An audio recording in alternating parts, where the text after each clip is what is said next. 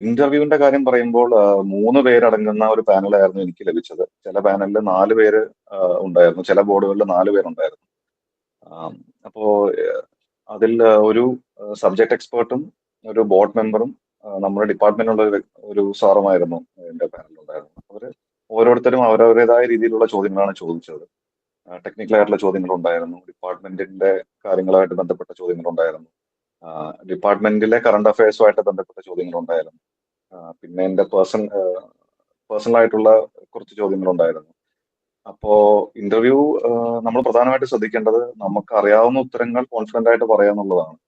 പിന്നെ നമ്മുടെ അപ്പിയറൻസ് എല്ലാം കറക്റ്റ് ആയിരിക്കണം. നമ്മൾ ആ ഇന്റർവ്യൂവിന് കയറി ചെല്ലുകയും അതുപോലെ നമ്മൾ ഇരിക്കുന്ന രീതി, സംസാരിക്കുന്ന രീതി എല്ലാം മികച്ച രീതിയിലാണെന്ന് നമ്മൾ ഉറപ്പുവരുത്തുക. നമ്മൾ ഉത്തരങ്ങൾ പറയുന്നത് നമുക്ക് കുറച്ച് അറിയാമെങ്കിൽ കൂടി നമ്മളത് ക്ലാരിറ്റിയോട് കൂടി പറയുക എന്നൊക്കെ ഉള്ളതാണ് ഏറ്റവും പ്രധാനപ്പെട്ട കാര്യങ്ങൾ. അതുപോലെ ടെൻഷൻ അടിക്കാതെ മാക്സിമം നമ്മളൊരു പ്രസരിപ്പോടുകൂടി ഇരിക്കാനൊക്കെ ശ്രമിച്ചാൽ അത് നമുക്ക് കൂടുതൽ മാർക്ക് കിട്ടാനായിട്ട് ഹെൽപ്പ് ചെയ്യും.